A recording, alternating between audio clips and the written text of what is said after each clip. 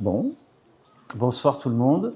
Merci d'être là. Ça fait très plaisir de voir plein d'étudiantes et d'étudiants. C'est la 1, 2, 3, 4e, je crois, conférence qu'on organise École du paysage au sein de l'IMVT.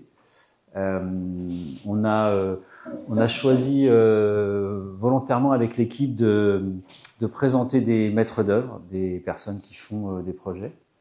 Et on a eu J. Clément, Véronique Mur, Philippe Deliot de Alep, l'atelier Le Balto. Et puis pour commencer le semestre, on est très heureux d'avoir Mathieu Gontier, qui est aussi enseignant ici à l'école. Ça fait partie aussi des décisions qu'on a prises, c'est d'avoir tous les ans un des enseignants qui présentera en fait son travail. C'est une des particularités, vous le savez, que dans ces écoles, c'est les praticiens qu'enseignent. Voilà, on a beaucoup de chance d'avoir Mathieu encore avec nous parce que l'agence prend beaucoup de temps, mais c'est bien qu'il soit là. Je vais pas parler trop longtemps, je voulais juste faire une petite introduction en se rappelant en fait en 2022, il y a 8 étudiants de l'école AgroParisTech qui ont refusé leur diplôme et qui ont démissionné et qui sont partis. Je ne sais pas si vous vous souvenez, ce moment-là, il y a eu plus de 900 000 vues sur cette démission des étudiants qui ont dit non, on ne veut pas participer à ce monde, on ne veut pas participer à cette économie mortifère. Et donc ils sont partis. Et ils sont devenus apiculteurs, boulangers, maraîchers. Ensuite, il y en a certains qui ont rejoint les soulèvements de la terre pour lutter contre les reports de Notre-Dame-des-Landes. Et alors, je vous parle de ça parce qu'en fait, on se rend compte, je pense que vous pouvez vous en rendre compte que plus la société s'artificialise, plus les humains ont besoin de concret, de faire les choses et d'en voir le résultat et d'être impliqués. Nous, notre métier, il est un métier de concepteur et de conceptrice d'espace, mais il y a quelques agences, il y a toujours eu des jardiniers qui sont devenus paysagistes. Et c'était intéressant pour nous d'avoir Mathieu aujourd'hui parce qu'avec Wagon, ça a été parmi les premiers à explorer une manière de faire aussi en même temps que de projeter. De le faire non seulement, il va nous raconter ça justement, mais donc je vais pas en dire trop. Mais ce que je veux dire, c'est que c'est vraiment un mouvement qui a pris beaucoup d'ampleur chez les paysagistes, d'avoir envie de faire en même temps et d'apprendre. C'est ce que je pense est intéressant, c'est que cet acte de faire, il apprend beaucoup dans la conception. Il permet d'apprendre beaucoup dans la conception. C'est d'ailleurs, depuis quelques années, dans l'enseignement à l'école, on a des ateliers que la plupart des étudiants ici ont expérimenté, notamment un qui s'appelle « Conduire le vivant ». On aura bientôt, grâce aux étudiants qui seront en Master 2 l'année prochaine, une conférence sur cet atelier « Conduire le vivant » qui a fait l'objet d'un ouvrage qui va sortir. Mais ce que je voulais dire, c'est que c'est même devenu, on s'est rendu compte, nous, dans notre pédagogie, c'est devenu un élément central pour les prochaines années.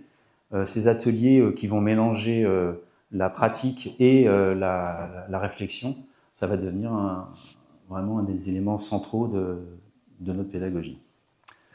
Voilà, donc merci beaucoup Mathieu d'être là pour nous montrer ce travail. Je vous le disais, il y aura une prochaine conférence de l'atelier Roberta le 8 avril.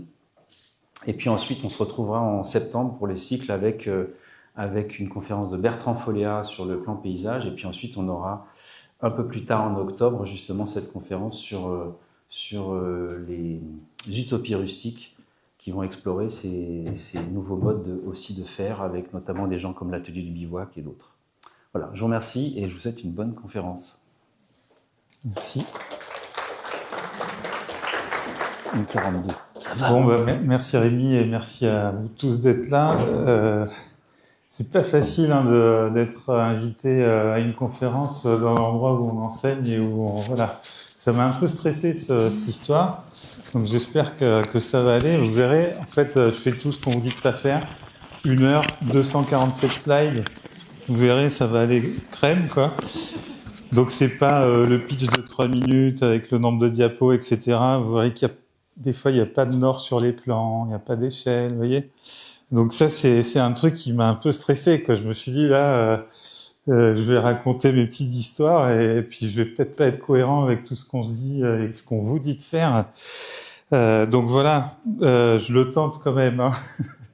Donc merci aux collègues de pas être trop critiques et puis aux étudiants pareil, quoi. Donc voilà, le Wagon Landscaping, on a fondé l'agence en 2010. Alors je me rappelle avoir déposé les statuts au greffe juste après avoir déposé les papiers de naissance de ma fille à la mairie. Voilà, donc c'est le même jour, c'était en mars 2010. Donc là, je suis en pleine adolescence, quoi. C'est le bonheur. Et donc là, on est 7 à l'agence. Là, il y a un stagiaire sur la droite, donc de temps en temps, on accueille des stagiaires. Et en fait, on souhaite aussi rester à cette échelle-là pour ce que tu disais, Rémi, c'est que on a envie en fait de rester un peu proche du terrain et d'être jardinier et d'être jardinier concepteur. Donc je vous montre juste quelques exemples de projets là que je vais pas décrire là, mais simplement pour vous montrer que en fait on essaye déjà de rester généraliste, de pas se spécialiser, ce qui est pas toujours facile dans le métier, vous le verrez, ou vous le savez. Donc ça c'est par exemple un petit jardin à Poitiers il y a 1500 mètres carrés sur deux cloîtres. Ça c'est un parc qu'on avait fait en concours avec Ilex à l'époque à Moscou, 650 hectares, donc notre échelle. Là, c'est les fameux cœurs d'îlots qu'on aime tant faire à Asnières, un jardin de pluie. Ça, c'est la petite ceinture à Paris, donc un petit square quand la ville de Paris réouvrait progressivement les portes de la petite ceinture. Ça, c'est un concours sur la place de Riponne et Tunnel à Lausanne, donc plutôt un projet urbain. Ça, c'est, je l'ai mis parce que c'est un travail fait avec Antoine Petitjean que vous connaissez sur les quartiers nord d'Amiens, donc un plan guide échelle quartier. Et puis des projets aussi qu'on fait nous-mêmes et des très petites échelles. Et donc c'est plutôt d'ailleurs sur cela que je vais parler aujourd'hui. Et donc parce que en fait c'est avec ces projets-là, ces projets faits à l'échelle de la main, que en fait on a développé notre philosophie de travail. Alors au début c'était un peu en 2010 une obligation parce qu'en fait on n'avait pas accès à la commande publique tout de suite. Vous savez que faut attendre un peu 3 ans pour présenter un bon CA, un bon chiffre d'affaires à nos chères maîtrises d'ouvrage public pour leur donner confiance et leur montrer que on peut être stable au moins sur 3 ans. Et donc il fallait en attendant, quand on a fondé l'agence, se constituer un peu un book, quoi, des références, etc. Donc en fait on avait pas mal de commandes privées, de choses qu'on faisait ou de commandes plutôt culturelles et qu'on faisait avec nos petits outils, nos petites mains, nos calques, etc. Et donc en fait on s'est fait des références, mais aussi en fait on s'est rendu compte que en fabriquant, en jardinant, en dessinant et en faisant cet aller-retour terrain agence, et c'est comme ça en fait que qu'on développait vraiment une méthode de travail qui nous convenait. Parce que vous savez bien que quand c'est vous qui faites ce que vous avez dessiné, vous avez tendance à dessiner de manière assez simple finalement. Parce que sinon après vous êtes vraiment en galère pour réaliser. Et en fait ça, on l'a fait, donc c'est cet aller-retour finalement aujourd'hui terrain agence qu'on cultive et qu'on souhaite vraiment aussi même un peu scander comme étant une manière de dessiner, assumer le côté minimal, assumer la sobriété de nos aménagements. Et voilà, donc c'est cet aller-retour, c'est venu de cet aller-retour terrain agence et passer du crayon au marteau-piqueur ou à la scie ou etc. au sécateur. Donc je vais essayer d'illustrer ça par quelques actions illustrées par des projets. Et la première chose, évidemment, c'est l'acte de jardiner. Alors là aussi, vous verrez que même quand on est à l'échelle de la main, il n'y a pas forcément de limite à ça. Alors je suis désolé pour les étudiants qui ont déjà écouté ce projet. Il y en a 2 que vous avez nécessairement vus. Donc ça, c'est le parc de Nicolas Lenivets en Russie.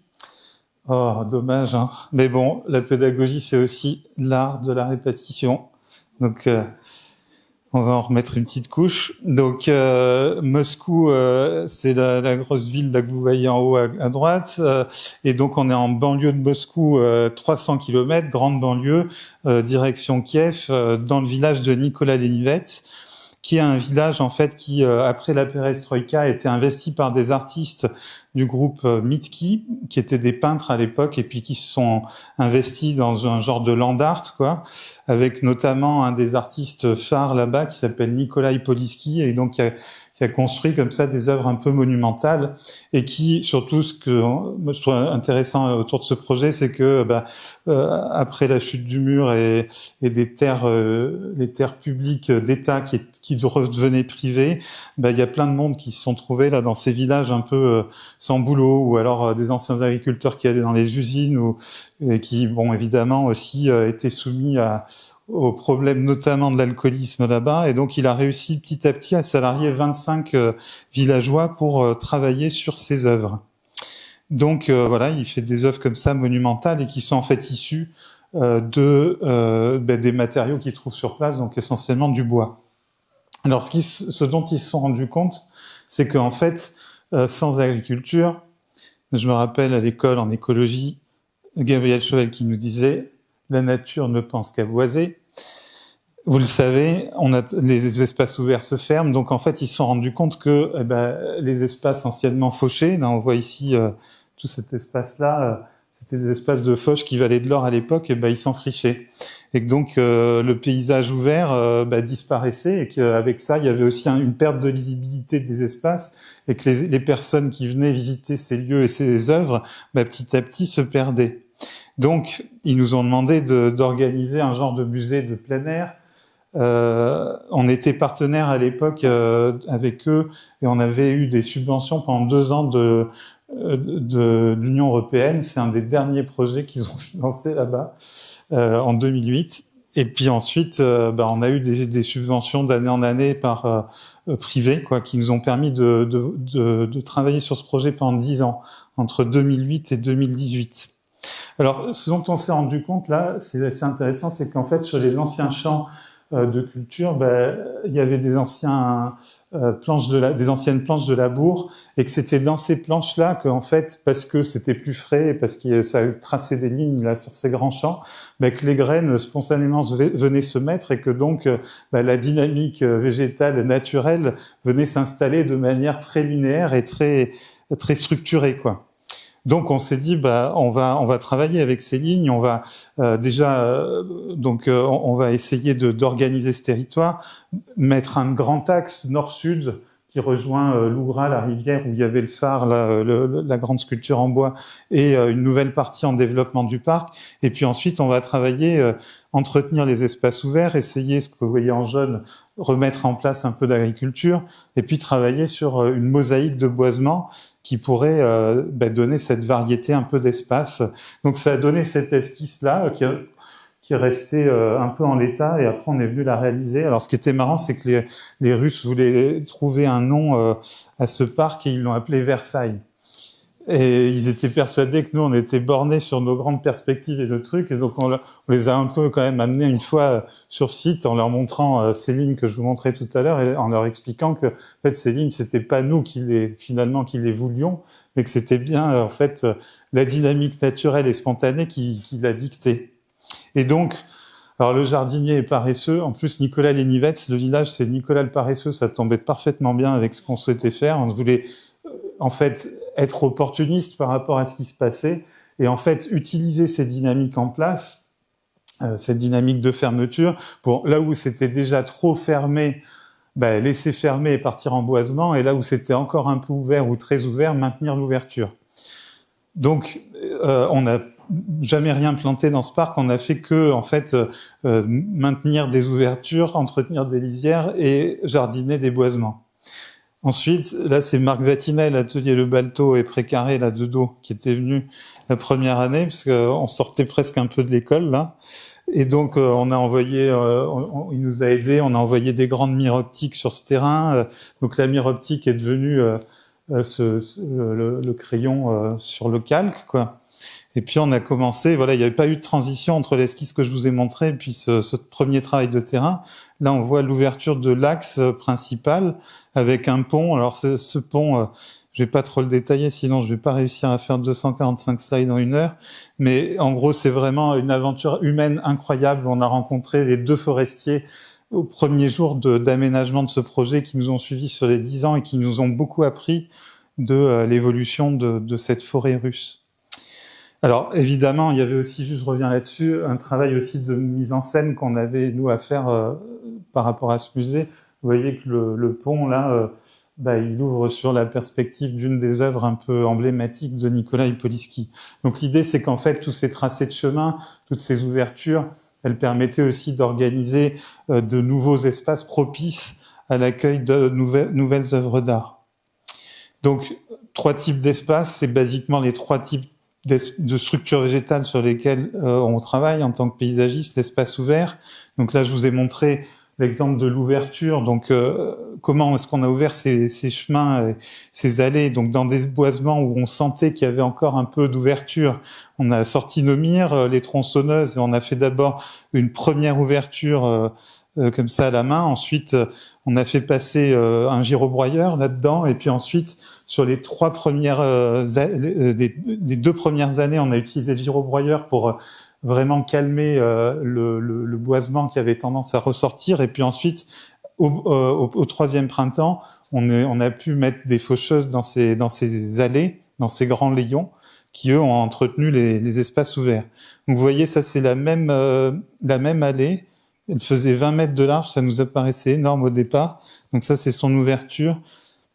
Voilà. Et puis ça, c'est un peu, on va dire, 5 ans après, quoi, avec l'œuvre au bout. Et en fait, la proportion ouverture nous paraissait énorme au début, puis finalement, on l'a trouvé assez adaptée à l'échelle forestière. Et ensuite, donc là, dans ces allées, une fois qu'elles ont été ouvertes, on a entretenu l'espace ouvert. Ce qu'on a souhaité faire, en fait, c'était un peu ce qui se passait sur ce site. C'était des prés de fauche, en fait, qui étaient, comme je vous le montre au début, enfrichés. Mais le pré de fauche, il s'entretient d'une certaine manière, c'est-à-dire que on va avoir une première fauche en début de levée de la strate herbacée, herbeuse, et puis ensuite on va laisser fleurir, grainer. Et puis ensuite, une fois que les graines sont bien remises dans le sol, et là on va faucher et on peut exporter si on veut l'exploiter en fourrage, mais sinon on peut aussi le laisser sans exportation, c'est ce qu'on a fait.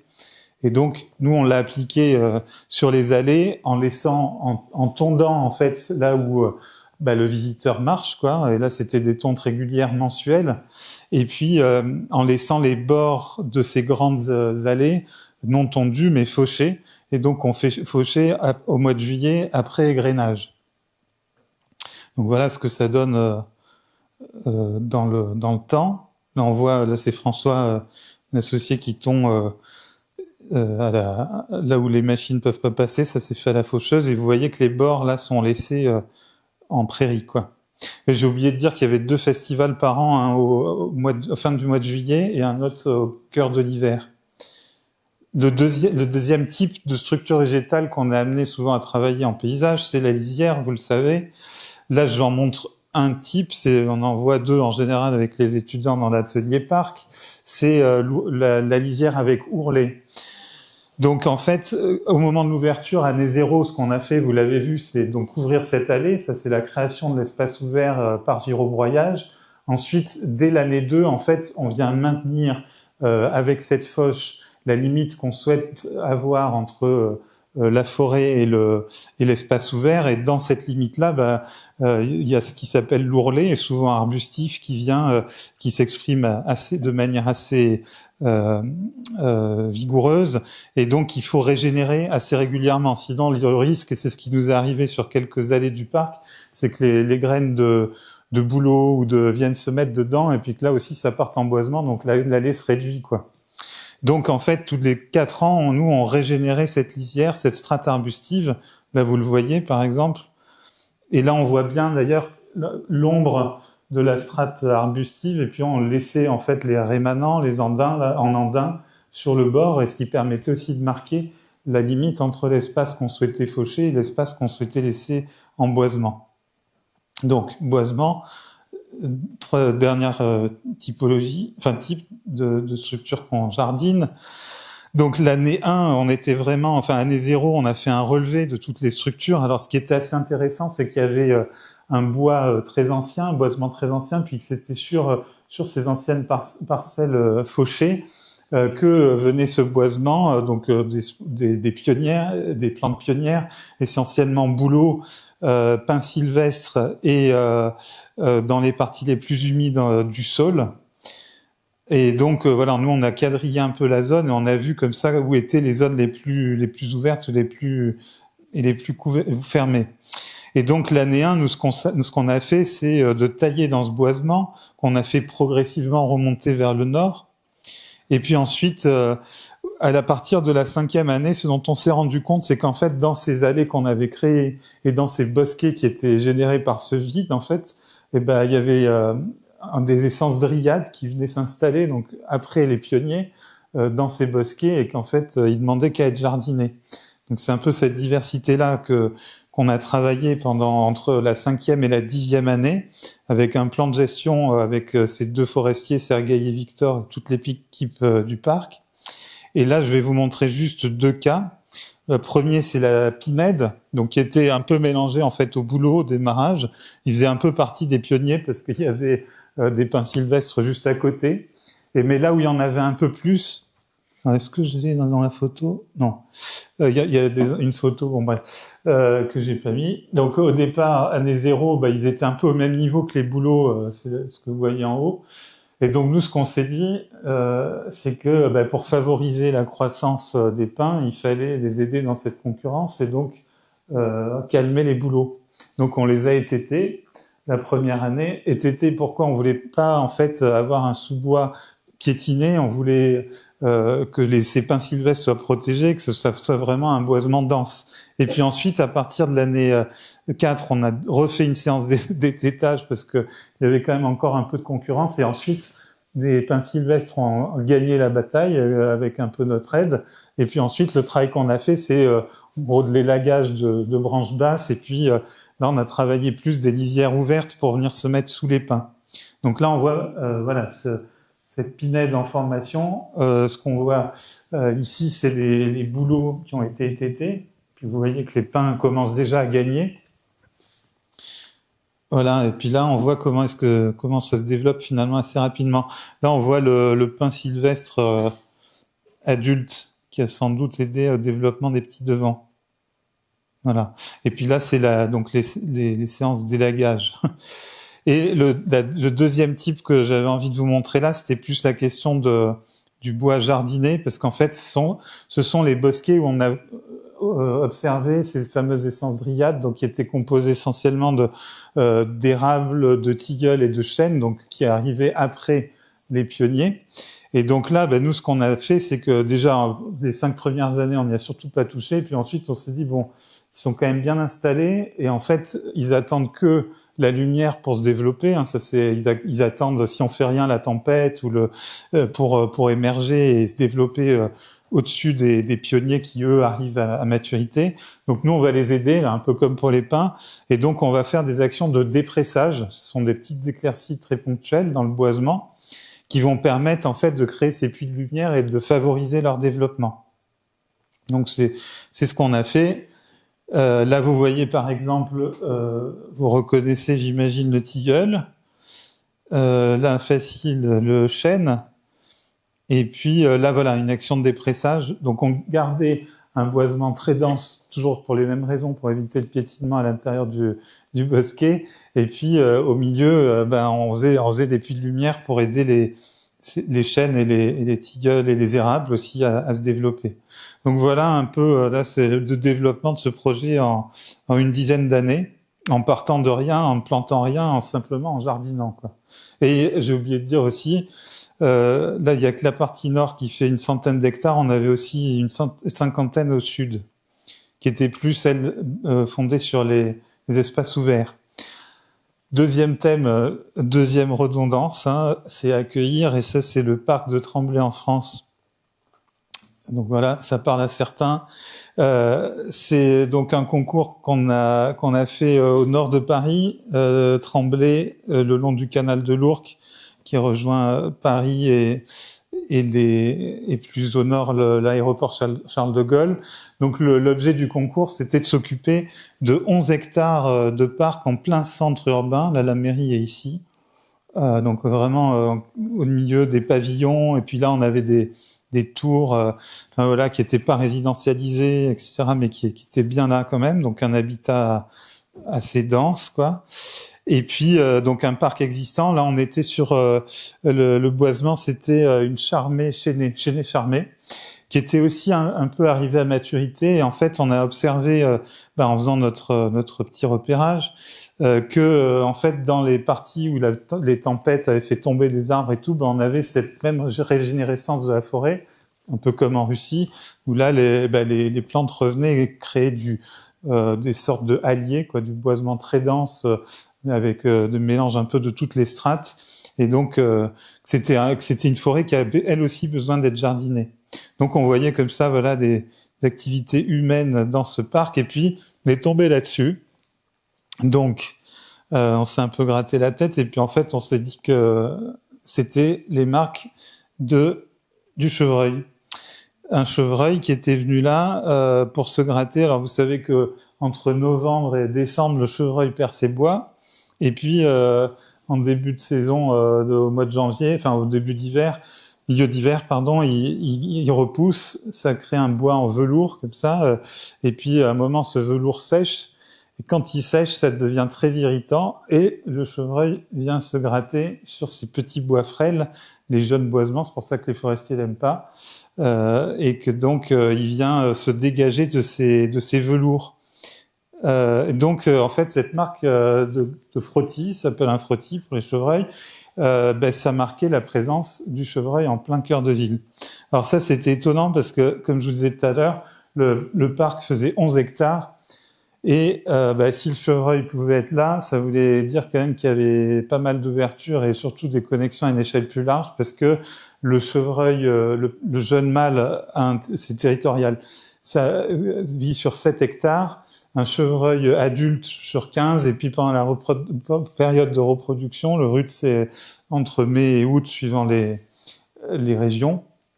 Là, le territoire du chevreuil s'agrandit, ils se battent entre eux pour la reproduction, etc., et c'est 100 hectares, quoi. Ça voisine les 100 hectares. Donc, en fait, ça voulait dire que notre petit parc de 11 hectares était connecté à beaucoup plus large, quoi. Et que le chevreuil, en fait, il passait ses tours, ses pavillons, ses trucs, et en fait, on a découvert que effectivement, ces tours qui étaient pas résidentialisées, il y avait des boisements qui étaient assez denses, et que le chevreuil, tranquillement, il allait le long du canal de l'Ourcq, entre le parc de Sevran et les plaines et les forêts de Roissy. Et donc, alors pourquoi il était là? Parce qu'il y avait des endroits où il pouvait se cacher, ce fameux hallier, le boisement dense. Et puis aussi de l'eau, qui était finalement pas une denrée rare sur ce secteur, et que donc il avait de quoi boire et de quoi se cacher. Donc voilà, le hallier, boisement très dense, où on peut passer à 1 mètre du chevreuil sans le voir, c'est assez incroyable. Et donc, s'il y avait le chevreuil, évidemment, il y avait d'autres animaux qui pouvaient être associés à ce projet. Les piqueurs, par exemple, tous les piqueurs où on pouvait, nous, on avait décidé dans la gestion de ce parc de les conserver. C'est les chandelles issues de la tempête, etc., ou de gros coups de vent, parce qu'ils participaient à l'enrichissement aussi du boisement. Alors, le joli concept qu'on avait, c'était de se dire, on va créer un parc pour les animaux et les hommes, hein, dans ce petit espace. Et là, on a sorti le calque. Voilà, ça c'est ce que je voulais vous montrer aussi, comment est-ce qu'on travaille en fait. Donc là, on avait notre petit plan de données d'entrée, là, voilà, avec, alors si je me rappelle bien, il était au 500e. Donc 11 hectares au 500e, faites le calcul. On a sorti à 0, on a gratté, et puis voilà, on a commencé à dessiner. Alors, ce qu'on s'est dit pour mettre en place ce concept, c'est qu'en fait, il fallait qu'on mette tout le programme du parc, tous les jeux, le city-stade, le machin, sur un axe qui était l'axe de la mairie. Ça, on en était à peu près sûr pour en fait sauvegarder le reste du parc de la présence un peu humaine intense, quoi. Donc, on a commencé à vouloir élargir cet axe, l'axe de la mairie. On a dédoublé sa lisière, sa ligne, et puis on a commencé à dessiner autour, alors des clairières un peu rondes, avec des espèces de promenades autour. Bon, ça nous convenait pas trop. Après, on est venu sur l'idée que peut-être qu'autour de cet axe, on allait accrocher peut-être plutôt un parcours et gommer les autres cheminements pour favoriser aussi la présence animale. Puis vous voyez là que petit à petit, ça moi je vous le dis souvent quand on est sur des projets en réflexion, par empilement de couches, ce qu'on voit, c'est que l'axe il est toujours là, qu'il y a finalement des invariants qui commencent à s'installer. Et que ça fait voilà la perspective du parc, là cet axe, il est plutôt rassurant et ça devient par empilement de couches en fait ce qui permet de développer un peu le reste, quoi. Donc là voilà, je vous montre un peu le truc. Là on est presque sur la version finale où vous retrouvez un peu de clairière arrondie, là il y en a encore un peu trop, et puis ce cheminement qui commence à se dessiner. Voilà, et puis là on est sur la fin et encore voilà, vous voyez, bon, quand on vous dit qu'on empile des fois des calques, il y en a pas mal, et ça a donné à la fin ce grand plan où d'un côté on avait donc cet axe avec tout le programme attendu sur le parc, et puis ce cheminement que vous voyez sinueux autour là sur la droite, et qui était donc en fait un espace de découverte des différents biotopes qui étaient présents dans ce parc. Et donc l'idée, c'était par la gestion, en fait, de passer d'une chênaie charmée vieillissante à un boisement plutôt jardiné. Donc c'est pour ça aussi que je vous montrais le bois jardiné en Russie. Imaginez le truc, voilà, que on est vraiment dans un processus d'entretien et de gestion de cet espace, aussi pour favoriser un maximum d'habitat. Et puis, autour de ce parcours, il y avait des différents dispositifs pour observer les biotopes qu'on traversait. Et voilà la perspective avec l'espace barbecue là à droite, les jeux pour enfants un peu cachés ici, et puis l'axe vers la mairie. On a perdu ce concours, c'était la 2e place à une voix, c'est toujours la petite médaille en chocolat qui fait mal, quoi. C'est les meilleurs projets, hein, les 2e places. Amender, alors après ça c'est aussi un acte qui se fait souvent en jardinage, en tant que paysagiste jardinier aussi. Et donc avec François là, vous connaissez cet endroit, hein, c'est la friche de la Belle de Mai juste derrière la crèche. Ça c'était pour Marseille-Provence 2013. Donc avant même le jardin des rails, on avait donné quelques coups de marteau-piqueur là. Et donc en fait, on aime beaucoup avec François, l'équipe en fait, hein, s'attaquer à l'enrobé, parce que c'est plein de promesses l'enrobé. Alors vous allez le voir, j'essaie aussi de faire un peu chronologique. Il y a un artiste qui nous a assez marqué, c'est Louis Weinberger, donc un artiste allemand qui en 93 a fait cette installation qui s'appelle Brennen und Gehen, brûler et aller, je crois que c'est ça. Et donc en fait c'est un artiste qui a fait un enclos avec un bout d'asphalte défoncé, et puis les gens qui jettent leurs trucs dedans, des choses qui poussent, et puis voilà, l'œuvre était constituée comme ça d'un espèce de désordre, de chaos, et qui en fait crée un paysage quoi vivant. Donc ça, nous, cette œuvre-là nous a pas mal inspiré. L'autre truc qui nous a toujours un peu fait rire, c'est l'Agaricus bitorquis, qui est pas grand-chose d'autre qu'un espèce de champignon de Paris, donc rosé pas des prés, mais plutôt des villes, qui adore la chaleur, les sols très compacts, et qui s'attaquent aux enrobés. Donc ce sont les premiers qui, à certains endroits, hein, activent une dynamique de déconstruction, quoi. Et donc, voilà, ce sont 2 éléments un peu qui ont été inspirants pour nous. Et donc, la première fois où on s'est attaqué à un parking, c'était en 2009 à Courtrai, pour un festival de jardin. Et donc, en fait, on nous demandait, ça vous savez aussi que le paysagiste, il est toujours un peu, il a toujours un peu envie d'aller gratter les limites, quoi, à côté. Donc, on nous demandait de travailler dans le trou, là, que vous voyez là-bas, qu'on voit bien sur la photo, là, derrière, qui était un ancien résidu de douve d'un château magnifique avec des grands hêtres. En gros, il y avait rien à faire. Et nous, on leur disait, en fait, le problème, c'est pas les douves, c'est le parking, quoi. Donc, est-ce qu'on peut intervenir sur le parking? Avec un gros malentendu, il y a un gars qui nous a dit OK. Donc pour le chantier, on a pu le faire assez rapidement. Mais il a été aussi démonté assez rapidement. Il a tenu que quelques mois parce que les commerçants étaient pas contents de perdre 6 places de parking en plein centre-ville. Et donc là, en fait, sur cette première expérience, on était un peu craintifs. Et vous voyez qu'en fait là, toute cette partie-là, en fait, sont les déchets en gros qu'on a générés. Et puis on a remplacé les fosses qu'on créait par un nouveau sol. Et puis on a mis des graviers, quoi. Voilà. Donc on s'est dit qu'en fait, c'était bien le résultat, ça fonctionnait, mais que on pouvait faire mieux. Et on n'osait pas trop au départ parce qu'on savait pas ce que ça allait donner, quoi. Mais donc quelques années après, 2016, il y en a eu d'autres avant, mais on a eu la chance d'avoir un bailleur social, l'OPH d'Aubervilliers, qui avait vu ces expériences de jardin d'enrobé et qui voulait un peu la même chose sur leur parking, qui était un espace de rodéo pour scooters et de deal. Et donc ça, c'est dans la cité de la Maladrerie à Aubervilliers. Et ils nous ont appelés, et puis on a fait un devis, et puis pas de nouvelles pendant 1 an, ça arrive souvent aussi. Et puis ils nous rappellent 1 an après, ils nous disent voilà, la nouvelle photo de l'endroit, voilà comment c'est. En fait, c'était tellement bruyant que on a tout cassé. Est-ce que vous pouvez nous faire votre truc là avec les lanières bien rangées? Donc, et ils avaient 35 000 € pour faire ça. 3 000 mètres carrés, 35 000 €, c'est pas beaucoup pour esquisses et chantiers et tout, quoi. Donc là, on a dit en fait, si on sort l'enrobé, toute l'enveloppe là, elle passe dedans, quoi. Donc on a dit on va faire avec ça, quoi. On va essayer de pas trop bouger ses plaques, quoi, parce que comme le jardinier est paresseux, il ménage ses efforts, voilà. Donc on a fait des sondages dans le sol. Bon, il y avait des endroits où on avait plutôt de bonnes surprises. Là, on est sur une grave, donc sable, caillou. Il y avait des endroits où c'était cimenté. Enfin bon, bref, des endroits où on avait l'impression qu'il y avait une toupie qui s'était un peu oubliée, des gros blocs de béton. Et bon, là, on s'est dit avec François, en fait, on est vraiment dans les conditions d'une rocaille. On est allé faire notre petite séance de reconnaissance de plantes avec les bonnes étiquettes du jardin alpin au jardin des plantes à Paris.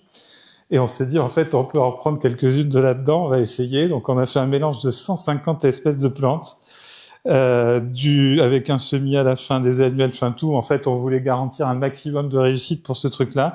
Donc, il y avait des plantes de milieu alpin, des plantes pionnières, quoi. Il y avait des Centranthus rubers, des verbascum, etc. Et puis des plantes aussi méditerranéennes, quoi. On s'est dit là, toutes les conditions sont réunies pour constituer ce lieu.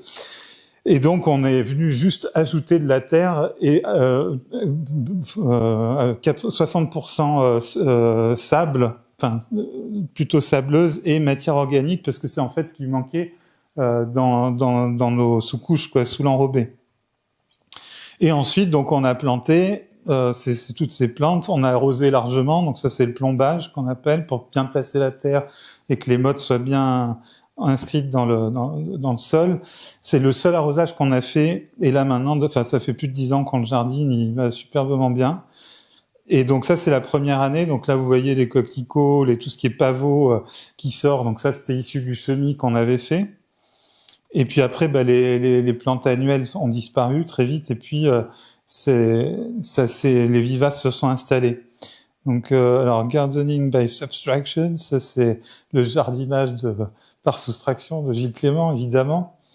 C'est l'idée donc qu'on applique à ce jardin et à bien d'autres, de se dire qu'en fait le jardinage par soustraction, c'est pas un désherbage en fait le classique, c'est-à-dire que c'est pas un jardinage par désherbage, on n'enlève pas toutes les plantes qu'on n'a pas plantées, mais on observe les dynamiques qui s'installent et ensuite on jardine, on favorise ce qui peut rester, ce qui est trop en concurrence et qu'on enlève, etc.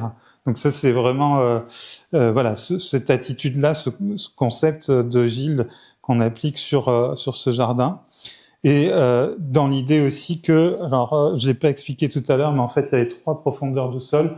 Le jardin des succulentes qui est plutôt à gauche là de la coupe, où là on avait carrément des dalles de béton en dessous. La partie un peu grave, non cimentée, c'était là où vous voyez la grande rocaille. Et puis on avait des parties de sol plus profond qui étaient plutôt la lisière boisée. C'est en fait le sous-sol conditionné, ce qu'on avait planté et les dynamiques qu'on souhaitait mettre en place. Donc dans le jardinage, ce qu'on fait, c'est qu'en fait, on souhaite entretenir la pauvreté de ce milieu et la richesse des plantes qui vont avec. Et donc, quand on rabat les plantes, quand on vient, vous allez voir des images, en fait, tous les déchets verts, les rémanents, tout ce on les met dans la lisière et ça vient enrichir le boisement. Par exemple, donc, il faut effectivement le jardinage par soustraction, faut y prêter attention. Par exemple, ça, ce sont des semis de sauge sclarée, donc qui s'est vachement bien implanté dans le gravier. Bon, la sauge sclarée, quand elle est développée en une saison, elle fait votre hauteur, quoi, à peu près, des magnifiques fleurs violettes. Mais quand elle est en petit semis au printemps, c'est facile de passer à côté, de l'enlever, quoi. Donc voilà, on favorise le semis. Après, on rabat les coussins pour donner voilà cette diversité un peu qu'on souhaite entretenir des plantes qui s'enrichissent les unes les autres. Dans la lisière, donc ça c'est un autre type d'entretien. Là, on recèpe, on taille et on laisse les rémanents au sol. Donc ça, c'est l'année de plantation. Vous voyez un petit bouleau, le Polovnia ici, Tamaris là. Donc la lisière qui pousse progressivement, ça c'est pas de 2008, c'est 2018, 2 ans après. Et ça, c'est le recépage là du Polovnia. Ça, c'est génial. Polovnia, là, il aime bien qu'on lui mette dessus, là, qu'on lui le ramasse un peu en tête. Que ça fait une émonde, quoi, un tétard là pour le coup à la base du tronc. Et donc en le recépant régulièrement, donc on met les branches dans la lisière et puis il refait des pousses énormes avec des énormes feuilles et ça donne un peu un côté jungle qui est plutôt sympa. Alors là, il y avait une autre histoire, mais il faut pas que je traîne trop là, hein, sur le jardinage des plantes spontanées avec la ronce qui s'installe, qui crée un piège à graines, l'oiseau perché sur sa ronce et puis dessous, finalement, là, il y a un figuier qui a poussé avec le temps. Voilà. Alors au début, je vais continuer. On nous a un peu traité de tous les noms parce que tout le monde on avait quand même sur nos posts Insta, Facebook et tout, des personnes qui nous disaient qu'on était vraiment de véritables inconscients à polluer le sol comme on le faisait, à mettre de l'enrobé dans le sol, que c'était vraiment dégueulasse, etc. Et en fait, on était assez persuadés du fait que ça allait finalement en fait aller dans le bon sens. Et pour ça, en fait, on avait besoin d'arguments. Donc, avec l'école de l'ENSAIA à Nancy, Christophe Schwartz, qui était invité régulièrement par l'IUAR, Jean-Noël Cansales, l'invité pour faire un workshop à l'époque quand on était boulevard d'Athènes. On s'interrogeait un peu sur comment, en fait, donner un peu des données objectives de ces expériences. Donc, ils ont monté, eux, l'ENSAIA, un programme de recherche qu'on a eu avec l'ADEME, Plantécité et plein d'autres partenaires, où on a, pendant plus de 5 ans, fait un protocole de comment est-ce qu'on fait pour défaire un sol, déceler, etc. Comment alors attends, c'est expliqué là. Oui, donc comment on fait en carotte, comment on fait des profils de sol, comment est-ce que on mesure la pollution ou non d'un enrobé, etc. Et comment est-ce que en fait petit à petit on met en place des méthodes de désimperméabilisation qui sont en fait plutôt bénéfiques au sol, quoi, parce qu'elles rendent une perméabilité au sol qui n'en a pas, baisse de l'îlot de chaleur urbain, ça c'est indéniable, une biodiversité qui arrive, etc. Donc tout ça, je fais très vite, mais on a pu le conforter avec ce programme de recherche, avec des protocoles que j'imaginais même pas, en fait, nos petites expériences empiriques, ils ont voulu le reconstituer sur 3 sites en France, avec les mêmes types de sols, les mêmes profils de sol, les mêmes banques de graines et voir comment est-ce que ça réagissait. Et on a aussi fait des tests sur les enrobés qui en fait n'avaient aucune action sur le sol. Donc en fait on démontrait par ça que on faisait pas des conneries, quoi, que en fait ça allait bien dans le sens que on souhaitait que ça aille et que si l'enrobé évidemment était pas pollué, s'il y avait pas de présence d'hydrocarbures ou d'amiante, là dans ce cas-là on exporte, ben dans ces cas-là c'était un déchet inerte ou un matériau inerte qu'on pouvait réutiliser. Et donc, on a mené notre petite barque. Et puis là, aujourd'hui, on arrive à le faire. Donc là, on est avec, on est co-traitant sur les réaménagements du parc Chano avec TDSO, donc Suzanne Otto que vous connaissez bien aussi ici. Et donc là, on est sur des premières expérimentations en maîtrise d'œuvre. Donc les années passent sur ce type de transformation de sol, de désimperméabilisation. Là, l'entreprise qui a réalisé ces paysages méditerranéens. Et donc, on a fait ensemble ce même protocole. Alors là, ce qui était aussi assez intéressant, c'est qu'en fait, en travaillant avec un BE sol, il y avait que de la grave en dessous. On a travaillé que par amendement de matière organique. Un petit peu de tricherie de temps en temps, mais vraiment pas grand-chose. Donc en fait, avec la grave et du compost et du fumier de cheval, on a réveillé ce sol là qui a été planté et qui pousse là. Et puis vous voyez que les enrobés là, on les garde bien en bordure, quoi. Voilà. Donc réemployer, on peut le faire un peu à toutes les sauces. Et là, on a été invité pour un premier festival de jardin à Glié, donc qui est en banlieue de Turin, au pied des Alpes, côté italien, vallée du Pô. Et donc les Italiens, là, ils nous ont demandé, donc c'est super confort, quand on est invité pour un festival, on n'avait rien à faire, pas de concours et tout, bon, super. Donc, ils nous ont demandé de faire un jardin pour 3 mois. Donc là, on leur a dit, oui, mais en fait, si le jardin il était monté dans 3 mois, on va pas prendre des matériaux neufs, des trucs. Donc, on va travailler avec du réemploi. Est-ce que vous avez une plateforme de réemploi pas loin, une déchetterie et tout? Donc, plateforme de réemploi non, mais déchetterie, ils en avaient une à 3 kilomètres. Donc, on leur a dit, en fait, ça va être la base du projet, quoi. Et on va créer un jardin à partir des déchets. Et en plus, ils nous avaient demandé de faire notre jardin sur la perspective principale. Donc, on leur a dit, on va vous ramener des déchets sur la perspective centrale, les ABF italiens, je sais pas comment ils s'appellent, mais ils sont assez costauds. Bon, c'est passé, quoi, là aussi, parce que c'était temporaire, etc. Donc là, on leur a dit, en fait, ces déchets, on va les remettre en scène, on va créer une rocaille vivante, style live, au-dessus de cette grande grotte, là, de cette grande fontaine, et on va faire une espèce de rocaille contemporaine dans la perspective principale du château. Et donc, on est arrivé avec nos trucs, ils ont un peu halluciné. Donc là, c'est François qui arrange ces fameux bouts d'enrobés, de tuyaux, de briques, pour créer cette rocaille vivante, quoi. Donc ça, alors on l'a fait en 48 heures, ce projet. Donc voilà, ça c'est les images du projet. Et puis on avait planqué aussi, on avait fait des petites fiches à distribuer pour les visiteurs. On avait planqué les petits animaux empaillés dedans. Donc là, il y avait un G et puis le mulot sylvestre, parce qu'on voulait raconter des petites histoires aussi autour de ça. C'est le mulot et le G, en fait, ce sont les deux. C'est Laurent Tillon dans l'ouvrage qui s'appelle Être un chêne, monde sauvage, collection Actes Sud. Il les qualifie, ces deux-là, comme les deux alliés principaux du chêne, parce qu'il y en a un qui a une très bonne mémoire, le G, qui va disposer ses glands à 5 km de rayon autour du chêne. Alors lui, comme il fait ses provisions avant d'avoir ses petits, il y retourne de temps en temps, et puis il y en a toujours trop parce qu'il en fait trop. Et le petit mulot, lui, il a pas de mémoire, et il travaille beaucoup plus près du tronc. Il en met plein, un peu comme l'écureuil, et puis il en oublie. Ceux sur lesquels il retombe, c'est pour des petits mulots, et puis les autres, c'est du chêne, quoi. Donc, quand vous voyez un chêne à assez loin, jusqu'à 5 km sans grand chêne autour, c'est sans doute le G qui est passé, sinon c'est sans doute le mulot. Donc voilà, on racontait un peu des petites histoires aussi comme ça. Bon, cette expérience, on l'a refait. Là, je voulais juste montrer que ça peut se faire très rapidement. Là, c'est 24 heures de workshop à Auburn, dans la région d'Atlanta, aux États-Unis.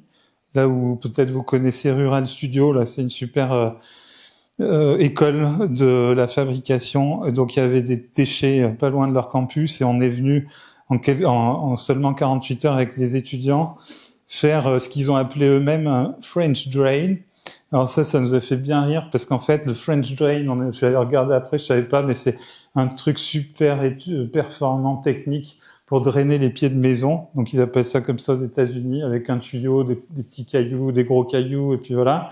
Et donc là, c'est un peu un French drain renversé, bordélique, quoi, mais quand même un peu arrangé. Donc voilà le French drain en entrée de campus. Le dernier projet, ça va, 46 minutes, là, vous voyez, 250 slides, là. Hein.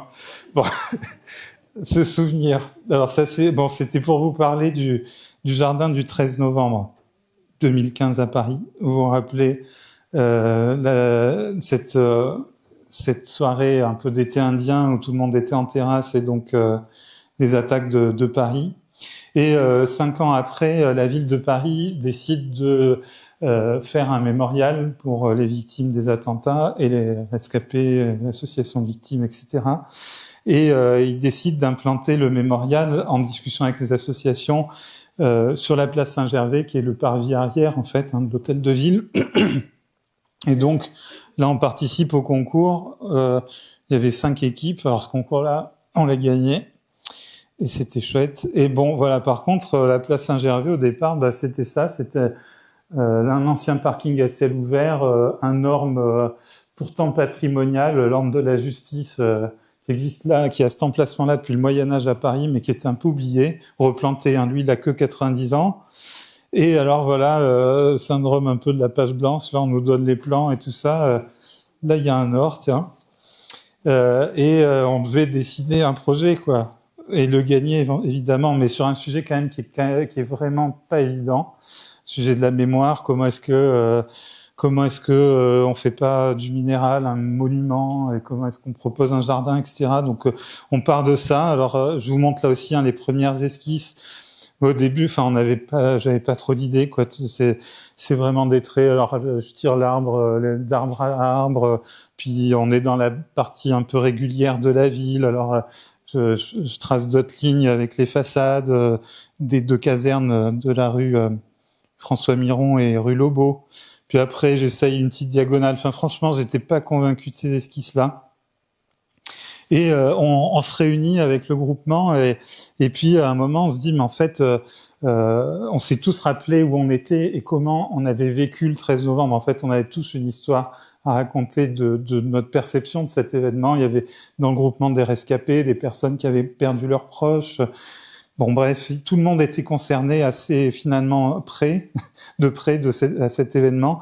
Et on s'est tous dit en fait que ce qui nous rassemblait là, c'était dans cette soirée l'image qu'on se faisait de cette géographie de l'horreur où on appelait des gens, on savait, on les suivait un peu avec des batteries, des portables sans batterie qu'ils allumaient, qui rallumaient.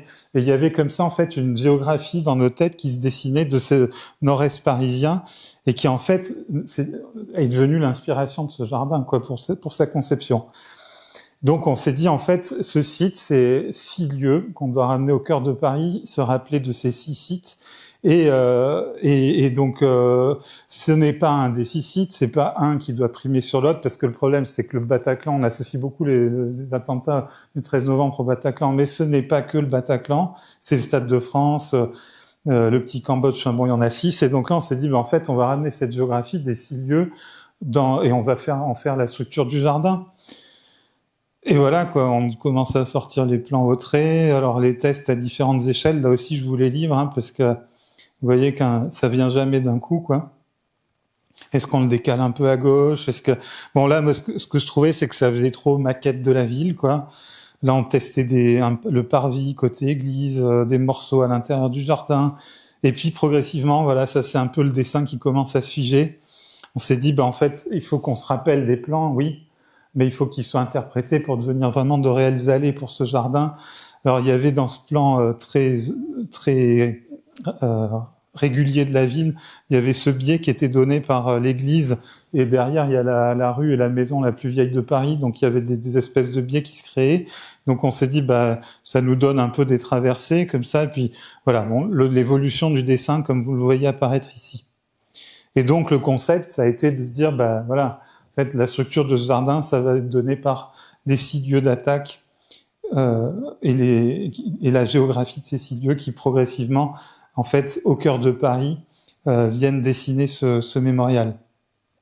La deuxième grande idée, c'était de se dire que ce jardin, il émergeait d'un sol qui était perturbé, qui a été brutalisé, les terrasses, etc. Et donc c'était d'un sol parisien chamboulé, chaotique, qu'on voulait faire émerger ce lieu apaisant, ce jardin. Et donc, en fait, on a décliné la pierre de Paris, le pavé de granit, du pavé à des blocs, à des dalles, à des blocs d'enceintes minérales, à des blocs de stèles pour se recueillir, et même à du broyat de granit pour le paillage minéral du jardin. Et donc, on a souhaité, décliner la même pierre qu'on a choisie avec les associations, qui est un granit bleu de l'An-Hélin, donc en Bretagne, du pavé aux allées du jardin, et puis à l'intérieur, en bloc rocheux, que vous voyez ici. Et donc l'idée, c'était vraiment de donner cet esprit de chaos duquel allait émerger un jardin apaisé. On a aussi souhaité que, en fait, il y ait une ceinture un peu minérale qui marque en fait un franchissement entre la partie végétale apaisée du jardin et puis l'espace public. Donc cette ceinture, ça a été dessiné pièce par pièce, et ça a été ces gros blocs rocheux qui ont à la fois donné le côté monument à ce lieu, et puis en même temps qui ont vraiment marqué la frontière entre l'espace public et le jardin. Ça, c'est un bloc d'une des stèles, juste pour vous représenter l'échelle, au moment du tir de mine, là. Puis ensuite, c'est réduit. Voilà, taillé. Alors c'est marrant parce qu'ils ont fait appel à des tailleurs de pierre retraités, parce que c'était les seuls qui étaient encore pas capables de tailler la pierre et de donner les formes qu'on souhaitait avoir sur d'aussi gros blocs, qui ont été ensuite retaillés. Donc c'est un même bloc pour avoir les mêmes veines, etc. Ça c'est, je crois que c'est la stèle du Bataclan. Et donc ensuite qui arrive sur le site, posé comme ça, voilà. Et puis donc en fait nous on a souhaité aussi on a cherché une matière de cette pierre. On l'a souhaité lisse, alors dans différentes manières, lisse, sciée, anguleuse aussi pour marquer la brutalité, le côté douloureux aussi de cet événement, puis aussi naturel où on aime bien aller passer la main, et très lisse aussi là où il y a les noms, quoi. Donc voilà, cette pierre, on a travaillé vraiment cette matérialité. Donc là on est plutôt sur la partie minérale et l'enceinte. Et puis voilà, il y avait donc aussi les stèles qui venaient s'organiser autour des enceintes, avec le nom qui est à chaque fois l'enseigne reportée à l'extérieur du jardin et les noms inclus dans le jardin. Alors pour ça, pour pas de pas de côté par rapport à la dimension mémorielle, on avait un historien, c'était demandé dans le groupement, pas facile à trouver, expert en mémoire contemporaine. On a trouvé Jean-Marc Dreyfus, spécialiste de la Shoah et toutes ces choses-là. Et donc lui, il nous a donné en fait tous les indices pour pas écrire en rouge par exemple, inclure les noms dans le jardin. Enfin voilà, il y a des codes quand même à respecter parce que c'est un sujet qui sort complètement des sujets qu'on a l'habitude de travailler au quotidien. Au milieu de ce jardin, donc un jardin végétal avec une grande prairie ouverte qui conserve les perspectives entre l'hôtel de ville de Paris et l'église Saint-Gervais, qui est 60% à dominante de graminées, le reste avec des vivaces qui en fait s'échelonnent dans le temps pour les floraisons. Donc les plus tard, on a les astères qui fleurissent jusqu'en novembre, et puis les premiers bulbes qui arrivent en janvier. On voulait qu'il y ait tout le temps des événements floristiques dans le jardin. Je passe. Derrière les stèles, on a créé des jardins de rocailles, donc qui sont bien inspirés des jardins de rocailles qu'on a pu faire sur les jardins d'enrobés, etc. Et qui, eux, en fait, pour nous, symbolisent aussi la résilience des plantes par rapport au milieu sec, aride, hostile. Donc, la vie qui reprend place sur l'inerte, quoi. Et donc, pour nous, c'était essentiel que ces jardins de rocailles soient adossés aux stèles, là où il y avait les noms, et que donc, c'est ce jardin-là, voilà, derrière les noms, se soit progressivement, au départ très minéral, et puis progressivement recolonisé par les plantes. Alors, on a travaillé, il nous demande aussi un artiste associé. Heureusement, Gilles Clément a le statut d'artiste. Donc, on l'a invité dans le groupement en tant que co-traitant pour prendre cette place de l'artiste. Lui, il a trouvé comme réponse, parce que c'était trop difficile d'associer un artiste réellement, une œuvre d'art. Pour nous, c'était vraiment un jardin œuvre, quelque part, un jardin mémorial. Et donc, il a amené l'idée d'un jardin des oiseaux, et que si ce lieu allait trouver l'apaisement, il pourrait accueillir les oiseaux. Et les passereaux des villes, des jardins allaient être les bienvenus et ramener un peu de légèreté, et pouvaient aussi rappeler par leur vol l'âme des victimes. Donc ça, grande idée, c'était merveilleux, et on avait vraiment envie qu'il y ait des oiseaux, mais pour ça, il faut créer les conditions. On n'en était pas sûr. Donc ça, c'est une coupe théorique avec toutes les espèces d'oiseaux qu'on souhaitait soit voir passer, vous voyez le G, soit accueillir. Par exemple, il y en avait beaucoup, mais si vous voulez favoriser le merle, vous savez qu'il aime bien, lui, venir gratter les feuilles là sous les arbustes. Il fait énormément de bruit. Des fois, vous avez l'impression qu'il y a un sanglier dans un buisson. Ben non, c'est le merle. Alors pourquoi? Parce que les feuilles en dessous, les vers de terre viennent à la surface, et lui il gratte les feuilles, il vient les récupérer, quoi. Donc il fait un bon boucan, mais voilà. Par exemple, si vous voulez favoriser la présence du merle, vous allez plutôt jardiner en laissant vos feuilles au pied des arbustes. Et puis il y avait aussi, par exemple, là vous voyez un arbuste à baies rouge, le Malus red sentinelle, qui était un des arbres d'ornement qu'on a mis juste derrière les stèles, et qui a un fruit qui reste très tardif, assez gros fruit, donc que le merle aime bien. On avait aussi le jet on n'a pas planté de chêne, donc si un jour on voit un chêne arriver, on sait que c'est le jet qui sera passé par là. Et donc on avait aussi intérêt, pour favoriser les oiseaux, à multiplier les strates. Donc on avait ces graminées, cette rocaille, et puis la strate arbustive, qui venait compléter un peu comme l'ourlet de Russie, on va dire la transition entre la partie arborée, les alignements d'arbres, et l'espace ouvert. Donc ça, vous savez que les oiseaux, ils aiment bien avoir un peu des espaces intermédiaires pour venir se poser, se cacher, etc. Et puis aussi, on a créé dans les stèles, chaque stèle accueille ce qu'on appelle un bain d'oiseaux, qui se remplit avec l'eau de pluie et qui vient, en fait, là où les oiseaux viennent s'ébrouer après la pluie, boire, etc. Et pas que les oiseaux.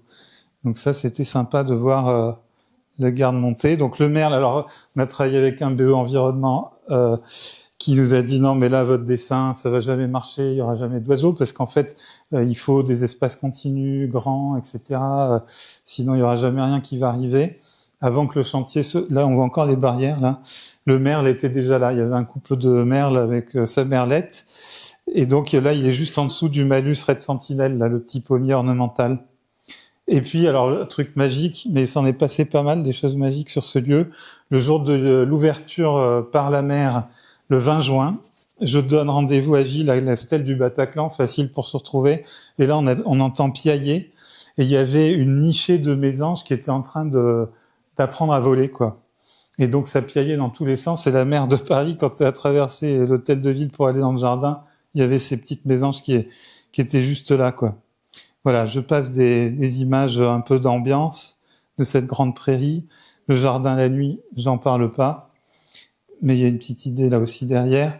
Et puis les images aussi de l'inauguration. Là, on était assez stupéfaits de voir autant de monde dans ce jardin, entre les petites mésanges et les milliers de personnes qui sont venues le soir du 13 novembre pour les 10 ans. C'était assez incroyable. Je pense que vous avez peut-être vu certaines images de ce temps donc ouverture, important, faut toujours essayer de conclure, pas toujours facile, hein. Donc non, mais juste à côté du jardin, il y a Notre-Dame de Paris. Ce qui était marrant, c'est que avant que ça brûle, il a été observé des faucons pèlerins qui nichaient enfin voilà quoi, sur la falaise pas naturelle de Notre-Dame. Alors c'est un faucon, le faucon pèlerin, c'est une espèce commune, mais pas si commune en ville quoi. Donc c'était bon, par exemple le rat, le faucon, ça marche bien quoi. Je sais plus qui a fait sa recherche avec les animaux en ville. Bon, le sanglier dans les calanques, ça en connaît aussi. Alors lui, il aime bien aller de plus en plus près à Lumini ou sur les quartiers nord parce que les ronds-points ils sont arrosés, donc ils viennent tout remuer. Pendant l'été, il y a de l'eau, c'est frais, et ils viennent, et voilà. Alors, il y a plusieurs raisons. Ils viennent parce que c'est frais, ils viennent aussi parce que il y a moins de prédation. Le loup, il est dans les calanques, mais pas dans la ville. Et puis, l'agriculture intensive est pas encore trop là aussi. Donc, en fait, la ville, elle sert de zone de refuge aussi aujourd'hui à tous ces grands animaux, en fait. Le chevreuil comme le sanglier. Alors là, ils font des battues régulièrement, des battues administratives très, très réglementées à Campagne-Pastrée. Voilà, pour un peu réguler de temps en temps. Faire des bonnes terrines. Donc en fait, non, mais l'idée, au-delà de la blague, c'est de se dire, bon, comment est-ce qu'en fait, nous, en tant que paysagistes, on peut apprendre à vivre avec? Comment en fait, on fait pas que planter, que faire des sols minérales, du sol minéral enfin voilà, on travaille pas que pour l'humain, mais aussi pour en fait toute la vie qu'on amène autour de ça. Deuxième élément que je trouve assez important de se rappeler aujourd'hui, c'est la quantité de déchets qu'on produit, notamment dans la rénovation urbaine. La PUR fait apparaître quelques chiffres, là, l'Agence parisienne d'urbanisme, 18 millions de tonnes de déchets sur 10 ans entre Paris et le Grand Paris, ce que les bâtiments. Ça fait, ça c'est mes petits calculs, environ 950 000 camions qui font, si on est optimiste, des rotations de 40 km, donc vous voyez, ça fait plus de 1000 fois le tour de la Terre. Et encore, à Paris, donc ça c'est 40 km, si on a des plateformes de remploi, etc., on peut être assez efficace. Et ils estiment que, alors dans les 87% des déchets qu'on pourrait employer, pierre, béton, briques, 65% de ces 87% pourraient être recyclés. Mais pour des structures de voirie, vous voyez, des trucs après concassage, etc., il y a vraiment rien qui est compté en réemploi direct. Donc juste simplement dire qu'on peut considérer des changements d'usage assez simples et des transformations d'espace en étant assez minimales dans l'intervention, laisser les matériaux inertes, déchets inertes, mais aussi matériaux inertes, et considérer aussi les sols pauvres comme de véritables leviers en fait dans la dynamique des plantes et dans la résilience aussi des milieux qu'on attend et dont on a besoin. C'est aussi travailler avec la dynamique des plantes pionnières et post-pionnières, évidemment. Et puis aussi, avoir un autre regard sur les déchets qu'on produit qui peuvent, s'ils sont pas pollués et donc inertes, peuvent devenir potentiellement de nouveaux matériaux, quoi. Donc voilà, dernière image à l'échelle de la main. J'essayais juste de vous montrer comment, en fait, dans le métier de paysagiste, on peut adopter vraiment une posture de jardinier comme une manière d'agir, quoi. Pas simplement comme jardinier de jardin, mais aussi de fabrication de la ville. Et qu'en fait, nous, c'est cette attitude de jardinage et d'action qui nous a permis, en fait, déjà de se tromper assez régulièrement, mais surtout d'expérimenter, de faire avec, d'être paresseux. Donc, ça amène quand même souvent la sobriété et d'essayer, en fait, de penser nos aménagements de la manière la plus frugale possible et en ménageant le plus possible nos espaces de vie, quoi. Voilà, ça fait 1h04. Merci.